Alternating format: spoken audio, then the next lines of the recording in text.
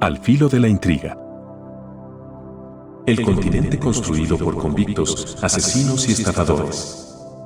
Más allá de mitos, leyendas o rumores, existen historias que están llenas de algo mucho más poderoso. Algo mucho más oscuro y siniestro, capaz de sobrepasar nuestra imaginación y superar nuestros pensamientos más tenebrosos. Y te preguntarás si alguna vez algo parecido pudo haber superado a la realidad. Como por ejemplo, un continente entero construido por ladrones, convictos, por asesinos y estafadores.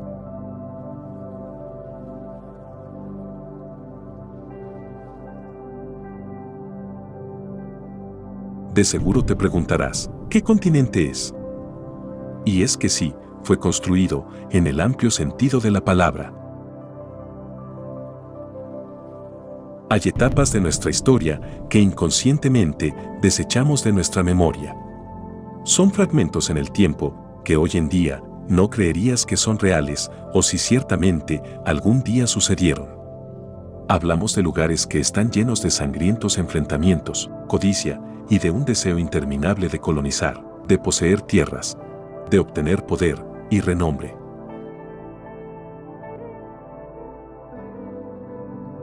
Cuando hablamos de culturas que jamás se han descubierto o civilizaciones y continentes que se crearon de formas misteriosas, normalmente hablamos de algo que existió en algún punto de la historia, ya sea a través de registros, testimonios, mitos o leyendas.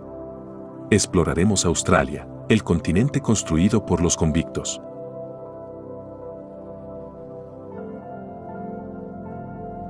Como resultado de la Revolución Americana en el siglo XVIII, los británicos necesitaban un sitio alternativo para aliviar el hacinamiento de sus cárceles. Y la solución que encontraron fue llevarlos a una tierra sumamente amplia y solitaria llamada Australia. A fines del siglo XVIII, los británicos establecieron Sídney, la ciudad más antigua de Australia, como colonia penal para albergar a su excedente de delincuentes menores. El resultado de esto ha sido que hoy, 1 de cada 5 australianos es descendiente de un convicto. Anteriormente en Inglaterra, el crimen se disparó debido a las miserables condiciones, ya que muchas familias se vieron obligadas a robar para sobrevivir durante la Revolución Industrial. Las prisiones británicas alcanzaron su máxima capacidad, por lo que las autoridades enviaron a miles de criminales a barcos en mal estado y en desuso que no deberían poder navegar, pero que podrían flotar en puertos.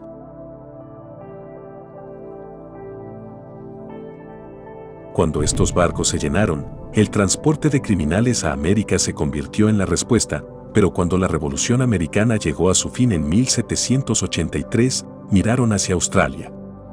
La costa este de Nueva Holanda había sido cartografiada por el capitán James Cook en su viaje en 1770, por lo que los británicos pensaron que este territorio, a pesar de estar habitado por indígenas durante 60.000 años, era el vertedero perfecto para sus criminales en exceso.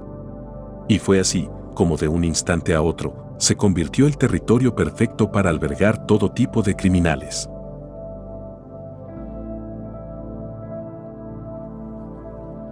La primera flota de 11 barcos de convictos zarpó hacia Bahía Botany, llegando el 20 de enero de 1788 para fundar Sídney, el primer asentamiento europeo en el continente. Durante los primeros años, las condiciones eran difíciles. Escaseaban los alimentos y los agricultores que sabían cómo aprovechar al máximo las duras condiciones australianas eran aún más raros todavía. Los convictos emancipados estaban agobiados por un fuerte estigma social, pero contribuyeron significativamente a las nacientes colonias británicas en Australia. La oposición al transporte creció con un número en ascenso de colonos libres en la década de 1830, pero el último barco de convictos tardó hasta 1868 en llegar a la Australia Occidental. Para entonces, la población de Australia había alcanzado el 1.000.000 y podía mantenerse sin depender del trabajo de los convictos. Los primeros convictos pensaron que se les trasladaba a una nueva tierra prometida, de prados verdes y colinas llenas de bosques, muy alejada de las insalubres cárceles flotantes donde se les encerraba en Londres, pues a finales del siglo XVIII, las cárceles británicas estaban tan atestadas que los criminales eran confinados en viejos barcos prisión, anclados en el Támesis o en el puerto de Portsmouth. Por lo tanto, hubo muchos que decidieron conmutar su pena de prisión o la de muerte por la deportación a la nueva colonia penal. Pero la realidad fue mucho más dura y comenzó tan solo al salir de Gran Bretaña. Para empezar, muchos de los prisioneros habían cometido crímenes de poca monta y cuyas condenas eran increíblemente exageradas. La gran mayoría habían robado cosas de poco o mediano valor, y entre estas personas había tanto ancianos, adultos promedio y niños pequeños. Muchos solo eran ladrones de carteras, de objetos de poco valor o incluso aquellos que robaron un par de trozos de comida para no dormir sin nada en el estómago. Solo unos cuantos habían sido condenados a muerte y prefirieron evadirla para tener una segunda oportunidad en tierras australianas. Sin embargo, muchos de los prisioneros que zarpaban en un largo viaje por mares traicioneros llegaban sin vida a su destino. A veces, ni siquiera arribaban, sino que sus cuerpos eran abandonados en medio del océano. Las condiciones del viaje desde la metrópoli hasta la costa australiana del Pacífico eran terribles y muy cercanas a la esclavitud, sin apenas que comer. Se les castigaba duramente con el látigo, amarrándoles con cadenas y encerrados en condiciones infrahumanas. Solo cuando se empezó a bonificarse a los capitanes de los navíos por cada uno de los prisioneros que lograba desembarcar en condiciones de ponerse a trabajar fue que empezó a mejorar la situación de los viajes en barco.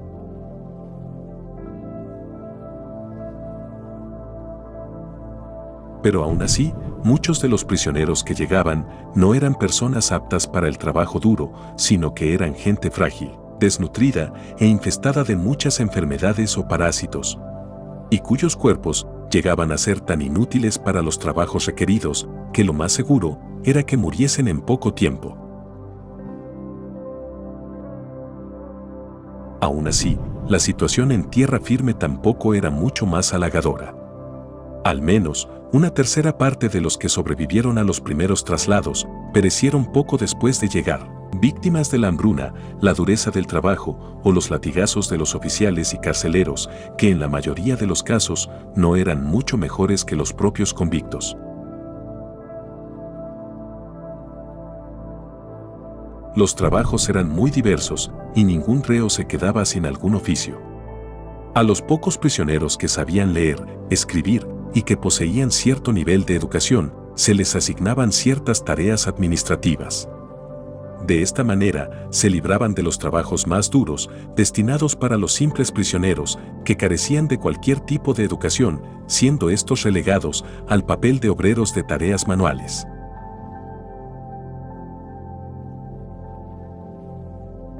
Desde construir carreteras hasta cultivar comida y colonizar nuevos territorios asentando bases, las jornadas de trabajo de los obreros podían ser de hasta 18 horas al día durante todos y cada uno de los días de la semana.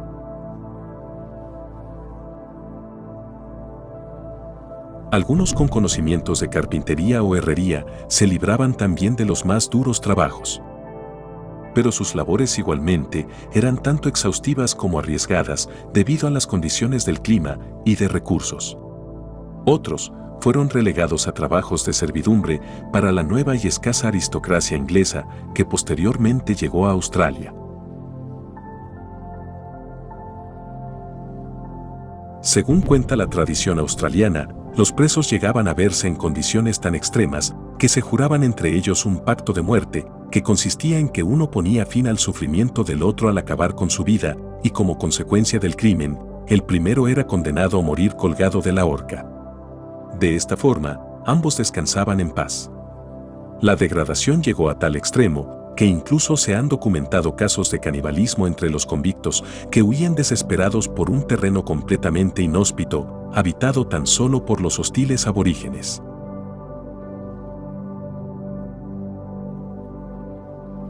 Para los reincidentes que volvían a delinquir, las autoridades de la colonia habilitaron un presidio especial en la isla de Norfolk. En medio de la nada en el Océano Pacífico, a unos 1.500 kilómetros de la costa de Sydney, donde los índices de mortandad de los prisioneros alcanzaron sus cuotas más altas.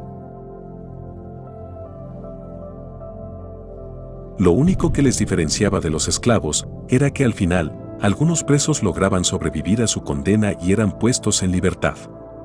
Pero aún así, los demás colonos dedicados a la agricultura, la minería, la cría de ovejas merinas o la búsqueda de oro, siempre los miraron como a ciudadanos de segunda, dando lugar a 3 clases de australianos: libres, liberados y condenados.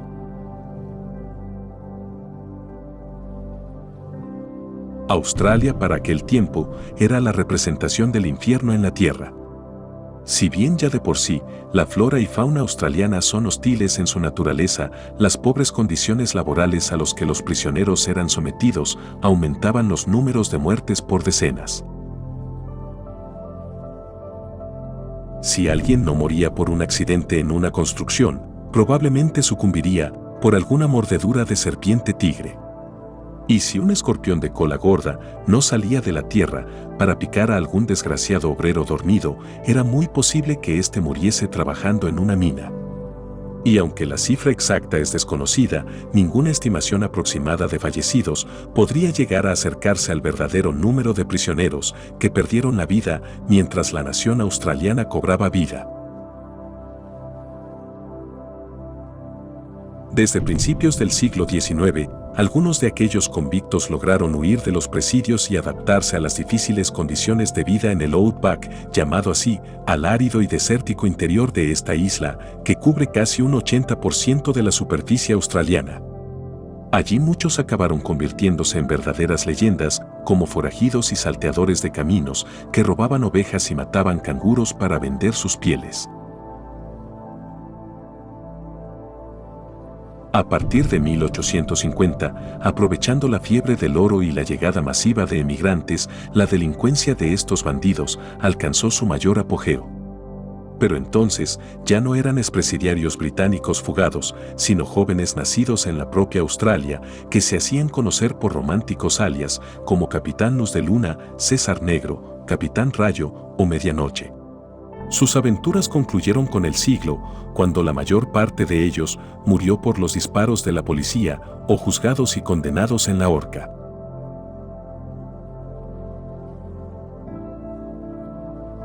Probablemente uno de los más famosos fue la banda de Ned Kelly, que actuaron entre 1855 y 1880.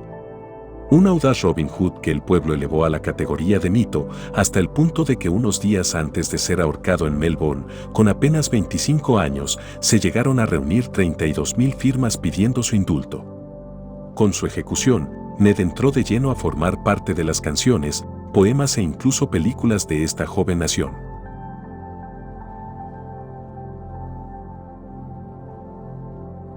Un país que finalmente alcanzó su independencia el 1 de enero de 1901, convirtiéndose en la actualidad en una de las 10 mayores potencias mundiales a pesar de que, en su origen, se fundara como una lejana tierra de convictos. Cuando el último contingente de presos desembarcó en Australia Occidental en el año 1868, el número total de presos transportados se situó en alrededor de 162,000 hombres y mujeres, transportados allí en 806 buques. El transporte de convictos a Australia concluyó cuando la población de las colonias se situó en alrededor de 1 millón, en comparación con los 30,000 de 1821. A mediados de la década de 1800, había bastante gente para cubrir el trabajo. Las colonias podían mantenerse y seguir creciendo, y los convictos finalmente habían cumplido su propósito.